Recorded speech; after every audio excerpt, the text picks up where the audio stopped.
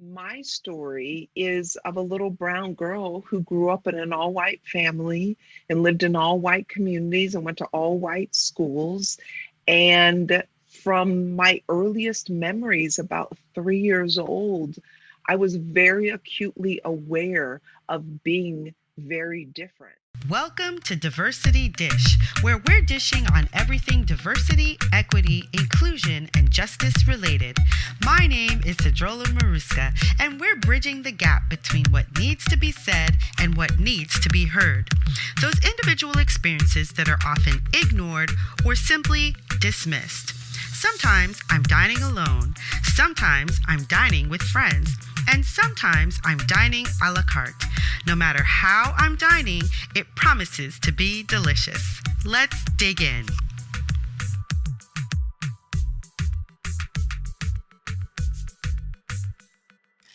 Dr. Naeema Olatunji is the author of Raised as a Lie, her memoir which explores the story of growing up amidst deceit, denial, and racism, and bravely takes the reader from family secrets to freedom. Welcome back to Diversity Dish. I'm so glad you decided to come back. Today, my guest is Dr. Naeema Olatunji. Hello, Naeema. How are you?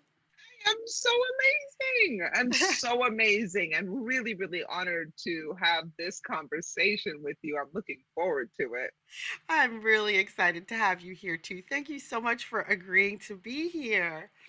So we're just going to jump right in. And my first question is always, what is it that you are most passionate about right now? That is an excellent question and so timely for me.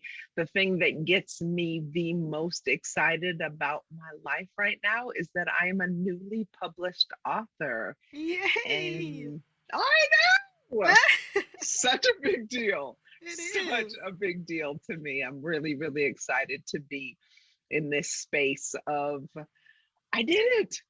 I did it. Yes, you did. Oh my goodness. I think of a lot of people, myself included. I can put myself in that basket as well. People who would like to write a book and somehow it gets pushed to the side because I think it's a little bit of a scary journey to decide to write a book and actually sit and focus on doing that. Yeah. So, your Agreed. book. It's a pretty daunting statistic, actually. I didn't know this, but I learned this from the publisher. Literally 2% of all people who say they're actually going to write a book publish a book, that they actually complete the book and then, go on to publish it. 2%.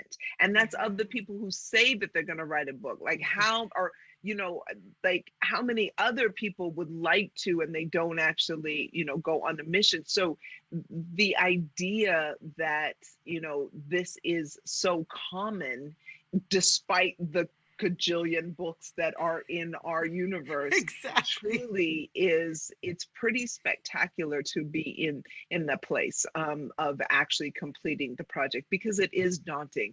I would have told you all the way up until 14 months ago that even though it was a fantasy, on a secret journal, Mhm. I would have never told you that I was going to become a published author, because Mhm. I didn't feel like I had the skill set to actually complete such a huge task. Yeah. Wow. Your book, the book that we're talking about right now, that you just released, and I'm definitely putting as links in the show notes, is Raised as a Lie. And it is a memoir. Tell us a little bit about your book, because that is such an interesting title. I love it so much. That title actually came to me. The thing that I would have said about myself is that I'm not a creative and that I'm not a writer. Both of those things clearly are not true. But Right. I did believe those things about myself. What I now know to be true is that I have the ability to tune in and listen to my inner voice. And I call that intuitive voice whispers from God. And Mhm. there was a moment in when I decided that I was going to write the book, when I knew that I needed to write the book, that the title came to me. And it's provocative on purpose. It is designed to be a little inflammatory because I want somebody to go, raised as a lie. What does that even mean? Yes. And it's a lot about how I felt in the moment, meaning I wanted to provoke people to pick up my book. I wanted to provoke them to open it up. The very first page in the book is extremely provocative. It's the type of writing that grabs your attention because it's pretty heart-wrenching. And it was done so by design. While I still am working on calling myself a writer, what I can say for sure is that I'm really good at poking the bear. And I want my story to connect with other people's story. I began the journey to heal my own childhood traumas that I was living out as an adult. But I finished the project because there's at some point in any project where you're like, you know what, I'm done, tap out, right? Yeah. And in those moments where I wanted to quit, because let me tell you, there were plenty. In those moments that I wanted to quit, those were the moments that I knew that I would finish it for my sisters who were still struggling with their own worthiness. And because I know that there are so many women and men, but there's so many women who don't know their own value the way that I didn't know mine. That was my inspiration for completing the book and being able to leave a type of legacy for other people who are looking to sort of weave their way through their own journey of healing. Yeah. Well, tell us the journey that brought you to writing this book. So, were you always going to be an author? Did you always have this idea that you wanted to be an author, or is something different? Hey, thanks for listening. My name is Sedruola Maruska, and I help entrepreneurs and small businesses go from mediocre to magnificent by transforming their cultures to be more equitable and inclusive. To find out how we can work together, go to diversitydish.com, where you'll find my consulting, coaching, and speaker information. diversitydish.com. I look forward to working with you. That's such a great question. I had a secret goal of becoming a New York Times bestselling author. Ooh. And I never told anybody that, like never out loud. I did not say that because remember, I wasn't an author. Like I wasn't a writer. I didn't even journal. Like I don't have journals that I'm like, oh, when I was 13. No, I don't have those. But it was like, how on earth are you going to become a New York Times bestselling author? You don't even write. And so I never told anybody about it. And I just sort of, tucked it away. And then when I was 49, I had a complete emotional crisis. And the book, my story, emerged from that crisis. And again, I really needed to heal myself. And so my therapy became my book, but I did not know that my story was book worthy. And this is what I mean. I think for each one of us, we normalize our lives and the events in our lives that we experience, not because we want to minimize them, but they are just our normal. And because they are our normal, we just simply normalize them. We, I think, oftentimes connect with some very heart-wrenching stories from other people, and we're just like, oh my God, how did you endure? And the person will be like, I don't know, I just did. I just put one foot in front of the other. Like, that was my normal. Was I supposed to do something different? Right. And because they didn't know that they were supposed to do or feel any different, that they just simply lived their daily lives as if that was what they were assigned to do. And Yeah. so my story is of a little brown girl who grew up in an all-white family and lived in all-white communities and went to all-white schools. And from my earliest memories, about 3 years old, I was very acutely aware of being very different. I had brown skin and curly hair. My younger brother, who is 4 years younger than me, so when he was born, he was almost translucent. He was so pale, and he had bright, blue eyes. The man that's on my birth certificate is, was blonde haired, blue eyed. My older sister, who is from a different dad, is also blonde haired, blue eyed. And so I knew I didn't look like anybody in my family.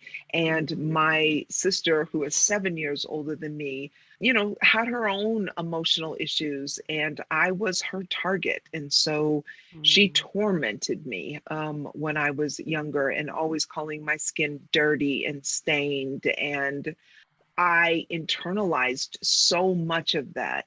And while I knew that my family loved me, I questioned my sister, but I knew that my family loved me. And yet I always felt like an outsider, always felt invisible.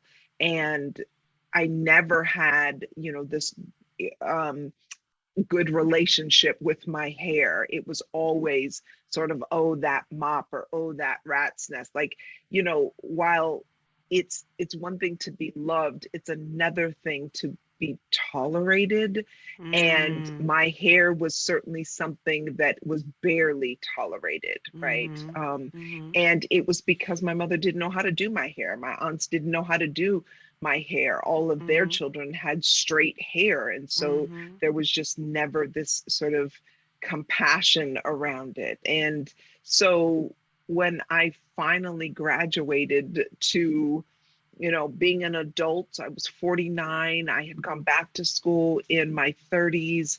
I had, was raising 3 children. And here at 49, two of them were up and out of the house and successful. And I had my youngest one, who was a senior in high school. And I had the successful practice. I'm a chiropractor, and I had survived going back to graduate school, like all these things that I would have said, these are the accoutrements to my success. And then I was newly in love with this man that I thought was going to be my forever guy, because I had got divorced after 22 years of marriage. And I just never saw that marriage was going to end in divorce. And it took me 6 years to heal from that ending of my marriage.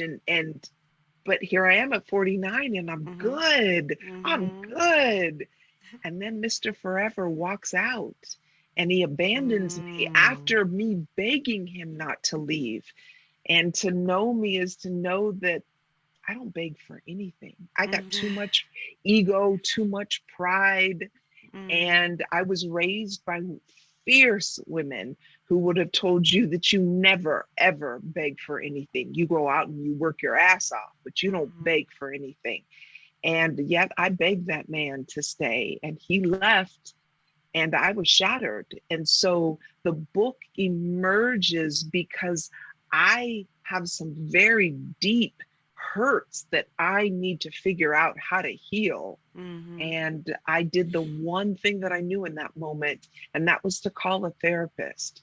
And I could not be more grateful for the therapist that I had, because him seeing and spending hours with me every single week, and the support of my my friends, is truly what got me through an entire emotional crisis.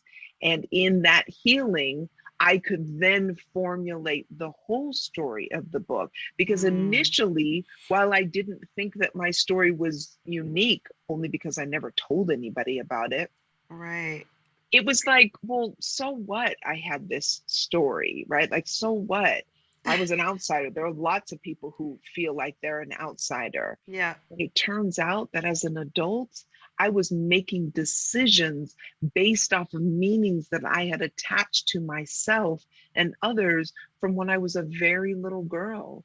And I think Mm-hmm. that that can be a very dangerous thing that we do as adults. And so Mm-hmm. in writing the story, I was able to analyze them and truly look at my history and how I got to the place where I'm at.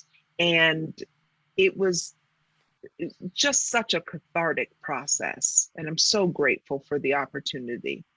Yeah. So it was it was the process of going to therapy that helped you to then get to the place where you wrote this book, and on that path really to being that number one New York Times bestseller, or at least on the list, Amen. right? Yes. Yes. But I it was will the claim it. it's so interesting that it is the healing process that is helping you to that would help you to reach this goal that you never really spoke about, because somewhere in your mind you just never believed it to be something that you were worthy of or that you could actually attain, right? Girl, yes. Yes. That is so Wow. well articulated because Yeah. that is not only what happened, but it has become a founding principle in my life that I live from now. And it is simply this: we are all responsible for our own well being. We are all responsible for our own healing, our own mental health, our own worthiness. That's an inside job. You It's cannot get inside that job. from external sources. Mm-hmm. Your worthiness is an inside job. And it is Mm-hmm. nobody else's responsibility to heal you because Yep. nobody else can. And Yeah. yet we walk around sometimes so asleep at the wheel, projecting and blaming on other people Mm-hmm. that for which is your job. Like, Mm-hmm. look in the mirror. And I cannot begin to tell you how often I have those mirror conversations. Like, get it together, Naeema. This is nobody else's job, not even the therapist, right? Like, it's his job to frame things, to give me tools, to help illuminate Yep. some areas that I had darkened. Yeah. It isn't his job to heal me. Like, I have this, and you can't see it from this angle, but to the right of me, I have a ginormous mirror that I only have to but turn my head just slightly, and I'm looking back at me. And Yeah. that's the reminder for myself. Mm-hmm. It is your job, Naeema, to show up healed. It is Mm-hmm. your job to take responsibility for your own emotions and set the example. Because I'm a mom to three. Like, Yeah. how am I going to be walking around aware? Because sometimes we're not aware of our own trauma. But once we Yes. become aware of it, like, Mm-hmm. that's a responsibility that you then, in my opinion, in my belief, you have to then take action, because Yeah. when you don't, you hurt other people, right? Right. Like, what's the saying? Hurt Hurt people hurt people. people. That's right. That's And I'm exactly going to right. call bullshit on that. Like, that's ridiculous. If you know that you're injured, you know that you've got trauma. If you're walking in with, a six-piece set of luggage from all the baggage that you done brought from all of your, hurts and, broken relationships and situations at jobs and family stuff. Like, come on, Yeah. look in the mirror, do some internal work. And then how dope is that? Because you get to be free. You were freed from your Yeah. own issues, and then you get to love better and serve better, and you show up from a place of abundance. And I think in doing that, that's how we make a better world. Yeah. Yeah. Oh, that's so good. I'm reading The Untethered Soul right now. Yes. It's the second time I'm going through it. But just this morning, as I was reading, I'm at the part where he says, you have to just choose to be happy.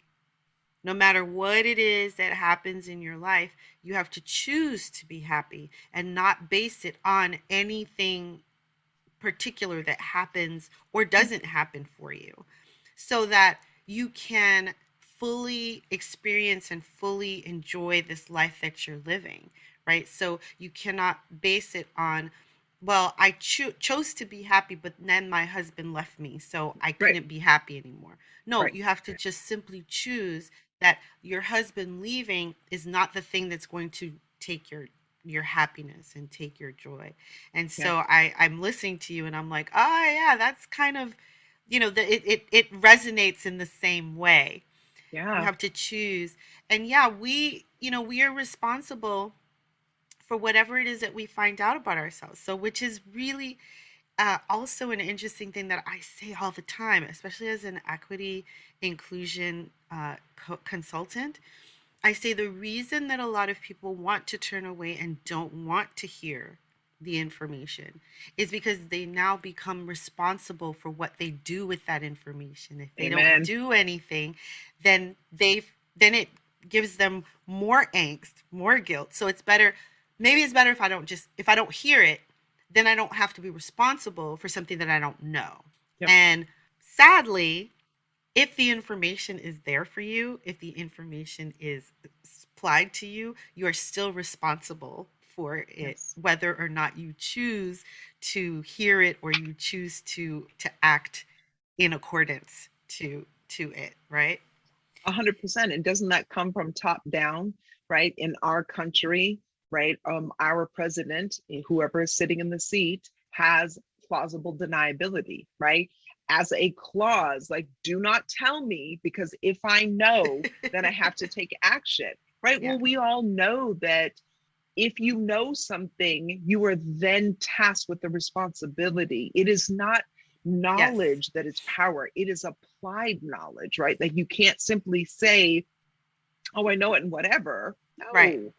Yeah, exactly. Exactly. I used to be the executive assistant to a general counsel for a company, and I had access to his calendar, but not emails. And I soon realized that the reason I didn't have access to emails was because of that plausible deniability. So that if for any reason anything happened and then I were questioned, I could say, I didn't have access to his emails. I have no idea what you're talking about, and not lie about it, right? I just didn't have that access, right? Yes. But if you have the access, Yeah, absolutely. You could not incriminate him based off of your knowledge. And I right. think that ultimately that we do the same, for ourselves, right? It reminds me, and I love that you're reading that book. I think it's so dope. Yeah. The Untethered Soul. The one of the things that it sort of sparked my memory was something that Reverend Michael Beckwith says a lot that has just resonated with in my soul, and that is, Mm-hmm. pain pushes you until your vision pulls you. Mm. Pain pushes you until Pain your pushes vision you. pulls you. There is only but so long that you're going to endure the pain Right. before your vision then becomes much bigger, and that you make decisions from that vision. Mm-hmm. And in the choosing of joy, in the choosing to be happy, in the choosing to be grateful, that's your vision. That is not the reality. That is not the reality, that's a wrong word, that is not our external environment Right. necessarily. It is a mindset that you are choosing. It is a choice you are making from the vision of what you envision and what you visualize that your life has the potential to be. And isn't that a walk in faith? Because we Mm-hmm. can't be guaranteed that any one external thing is going to happen and or not happen. Mm-hmm. But if we come from a place that we are excited about what we imagine that our life could be, if we are truly the co-creators Mm-hmm. of our own story, and we get to paint our canvas with the colors that we choose, and to make it as, detailed and vast and beautiful, or we can be, unicolor and have tunnel vision Yes. and adopt all of the human race consciousness and the negativity that is all around us. We could come from that, but that's just pain pushing you. and Yeah. and I would submit that it's pain pushing you around, right? Like, it's Right. just Right. bullying you until you decide Yeah. absolutely not, right? Yeah. Like, Yeah. Les Yeah. Brown talks about, sometimes you got to tell the negative self-talk in your head. Sometimes you just got to yell at it. You got to say, shut up, Yes. like, quiet down. I'm not listening to you because I'm making another choice, right? Right. I'm Yeah. making another choice. I'm choosing peace. I'm choosing harmony. I'm choosing joy. Yeah.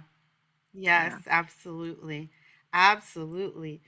I think that it's such an incredible thing, and it's such an interesting thing that you took your healing journey to write your book. Now, did you write your book based on the things that were coming up for you in therapy? Mm. So kind of, was it like a journal journey, or you just it was just coming and you just wrote it?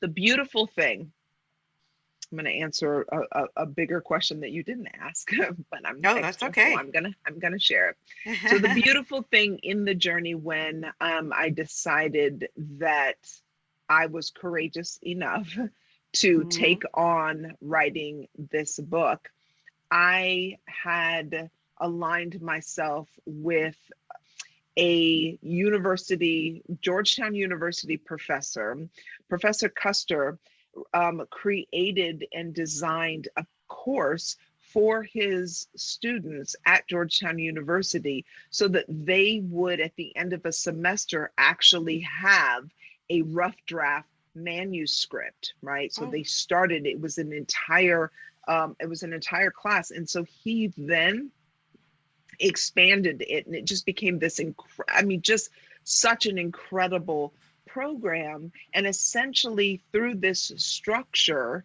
of, almost as if you are, in school, he well, let me back up. He opened it up to not only Georgetown University students, but also he opened it up to professionals like myself or other creatives. And that's where I had an opportunity, based off of a friend of mine who had written a book with him. And I was like, wow, like, could I do that? Because Mm. legit, even though I had this secret goal of becoming a New York Times bestselling author, what I learned from Professor Custer is that literally only 2% of people who say that they're going to write a book actually write a book. And that seems like so astounding to me, because there's a cajillion books out in the world, right? Like, Yeah, that yeah. can't be true, but that's 100% true. And so Mm. if I thought people who said that they were going to write a book, because I didn't say I was going to write a book, I just said I wanted to be on the New York Times best-selling That's right. list. I didn't say I wanted to actually write a book. So if people who say they're going to write a book, don't even, 98% of them don't complete, what about the people who actually, like me who don't even say that, right? Like, what chance do I have? And it turns out that in a structured program that you do have an opportunity, and there's some accountability with that. And so I say that to say that his program was also interlinked with a hybrid publishing company. So there's traditional publishing, where you write a book or you have a great idea and a publishing company actually buys your idea and or your manuscript. They own the rights, and then they say thank you very much and here's some cash, and you go on about your merry way. Or you can do independent publishing, which you do all things yourself, and you print it and you do all the stuff and you sell it out of your trunk. Just kidding, you sell it on Amazon. So, both, you can do both. Right. And there is, what's emerging is an hybrid publishing. So you've got a publisher that you then pay, and for that payment you receive a service. And so Professor Custer's first part was, listen, you got, essentially 20 weeks to write 25,000 words. And then with this rough draft, you're going to essentially apply to the publishing company that he's teamed up with. And if you get what they call green lit, means yes, we will publish your book. We will put our name on your book as the publisher. You pay us, and we will team you up with, editors and graphic artists and all the things. Right. And I thought that was a super dope, concept, because at that point, like, I felt like I could win that way. Like, it was a recipe for success. And so from the very beginning, you're teamed up with an editor with the title of developing editor. And so this person, for me, his name was Mike. So Mike and I met every single week, and I would get assignments. So it was, write 500 words. It was, write a chapter, like, write a story, like whatever the thing was. Right. And then we would sort of figure out outline. Like, it wasn't all decided. I didn't have the, the structure for it initially. But what began as sort of like, let's just throw some words on a page and then let's see what emerges from there. Then sort of like the more important stories, because I always knew, before I even met with Professor Custer, I knew the title of my book would be Raised as a Lie. I knew that I wanted, that just intuitively came to me. I call them whispers from God. And because that title was super provocative, what I knew that what I wanted the stories to do then was to support and tell a story about how it was that this little brown girl lived her entire childhood and didn't find out until she was 18, her true heritage. How did that happen? And so I wanted those stories to support that. And with the help of the developing editor, Mike and I, really partnered to make sure that we were telling a good story. And then at the end of that 20 weeks, when I didn't think that I could even write 25,000 words, I laughed. Like, I was like, how am I going to write that? I ended up writing 43,000 for my rough draft manuscript. And I was like, what? Wow. How dope is that? And then you get teamed up with a revision editor, and that revision editor holds your hand, and same thing for the next 20 weeks, you work with them in revising. And because at the beginning, it's just a rough draft, like it's crap. But and they promise you, like, there's a vision that they're holding, like, don't worry, we will never let you publish a crap book, like, we're going to help you. You have to do all the work because you own 100% of the rights. They will give you suggestions, but nobody does the writing for you. You do your own right. They will say, hey, you might want to look at this, and some other options might be like, talk more about this, tell me how you were feeling in that moment, those sorts of things. And in that, the end result turns out to be, this really great you know, just sort of accumulation of a beautiful work that you can be proud of. And that's how I feel. I feel very proud of the work that we were able to create. Yeah. Wow. And the timeline, I mean, you're talking about 20 weeks, and so that's 40 weeks, and then, it's less than a year, Yeah, I right? started And writing the very first week of February we're in 2022, so 2021. And then I was holding in my hand what I call my fifth child. I have three children. My practice is my fourth, and then I have this brand new baby called my yeah. book. I was holding that in my hand for an unboxing ceremony that we did, but celebration, not ceremony. So we did this big celebration when the books got delivered, and we had all the things and the decorations and cake, and so like it was such a big deal for us. We celebrated here in my practice, and I was holding that in my hand also the very first week of February. So it was Yeah. exactly to the week 12 months that I Wow. from beginning to end. Like, how incredible is that? Because we all know people that it takes years to Years, write yes, books. Yeah, years. yeah, And I think maybe part of that taking years is trying to gear up. yeah, Is trying to gear up to doing it and to actually getting it out there and to actually, okay, all right, I'm gonna do it. I'm gonna put it yeah, out there. yeah. So yours was so essentially what you're saying is that it's not impossible to write a book in a year, to write a book and have it published in a year. It's not The impossible. thing, not only is it not impossible, the possibility factor increases tenfold when you have a great supportive team. And if it was not for Professor Custer and the Creator Institute, which is Yeah. the name of his foundation company, I don't know, Yeah.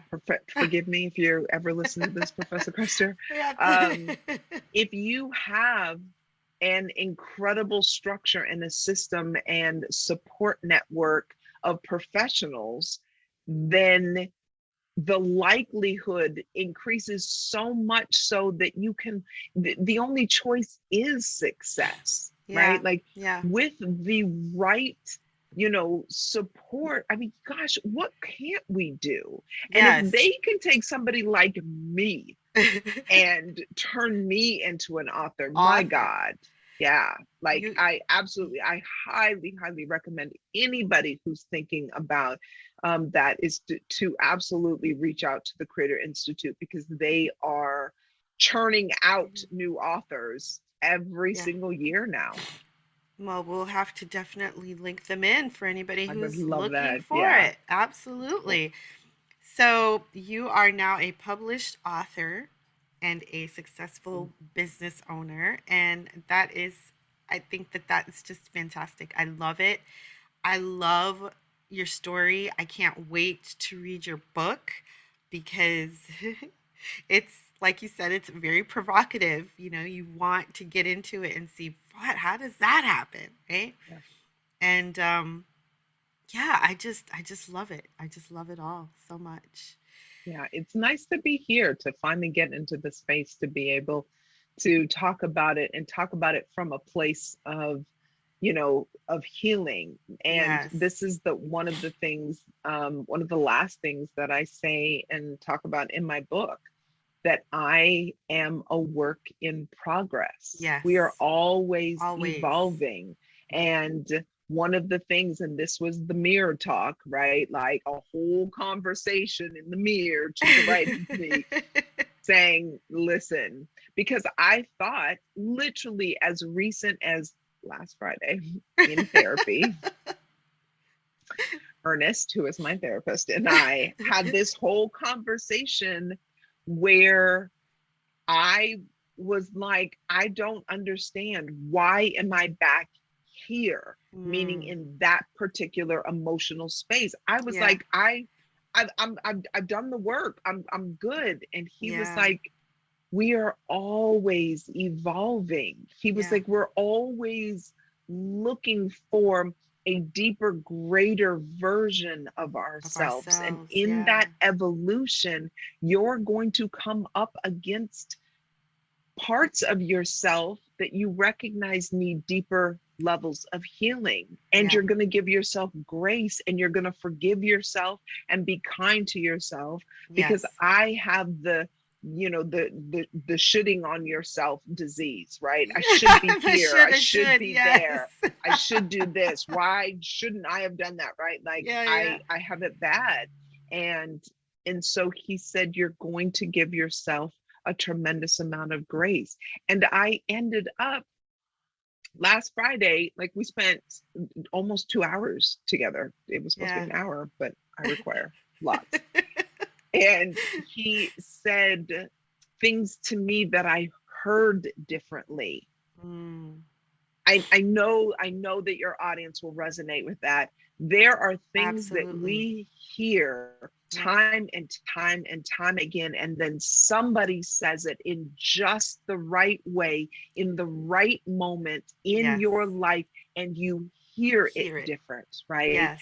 What do the kids say now? That just hit different, It just right? hit different. That's It right. just hit different. And so last Friday, no exaggerating, I had 4 life epiphany moments where I was like, whoa.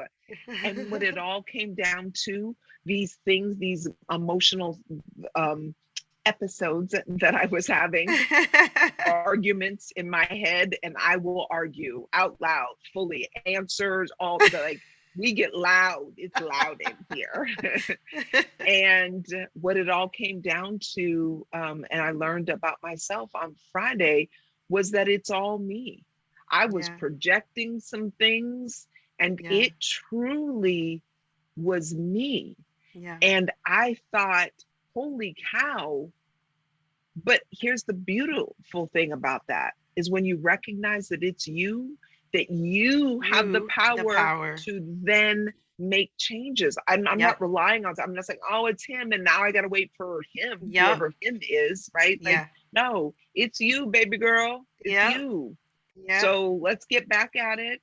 Just keep working at it. Recognize that you still are healing, and put one foot in front of the other. Give yourself a great big huge hug. Yep. Go get a Starbucks if you need to, Yeah. because Whatever that's it my takes. vice What? of choice.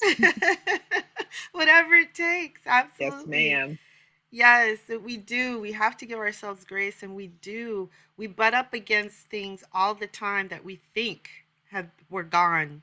We think they passed, and then all of a sudden you're like, "What?" It's one of the reasons why I do these conversations. I think to myself, well, someone else said that the other week, and I don't care, because your voice may be the voice that resonates with Yep. someone who's listening to it now.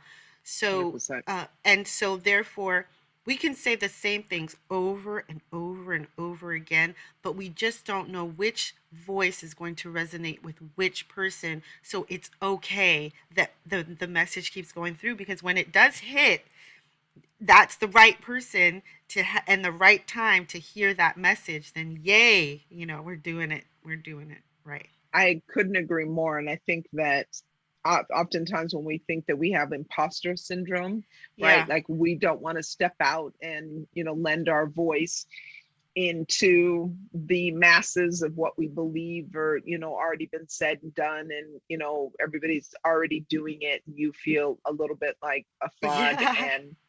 But here's the thing, our gifts are our blessings for the world. The Yeah. world has nothing for us. We have everything for the world. It is our job to bring forth our blessings. Yep. Les Brown says the richest place on the planet are the graveyards, because that's Mm. where all the dreams died, Die. right?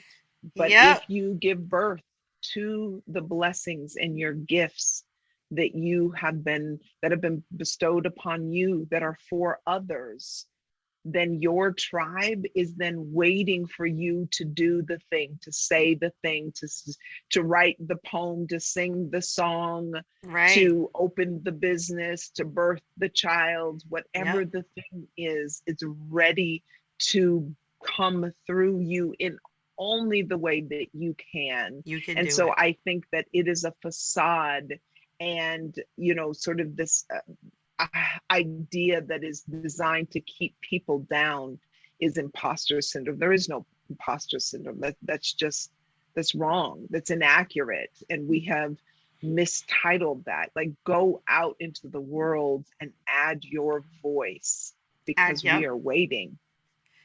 Yes. Your people are waiting. Yeah, You need to go find your people. yeah, absolutely. I'm waiting. Oh, I need some more healing. I know, right? It could be me, it could be you. We don't know, right? Hmm. Oh, thank you so much, Dr. Naeema. It has been such a pleasure. But before I can let you go, I have to ask you the final question, Yes, and that ma'am. is, what is your favorite dish? On the entire planet, I Uh-oh. may have been born to my Italian mother, but I will tell you, I was Ethiopian in a former life. My Oh, favorite food on the planet is Ethiopian food. And I yes. don't want one of the dish. I want the entire The, vegetarian platter. All bring the yes. lentils, the greens, the potatoes and cabbage.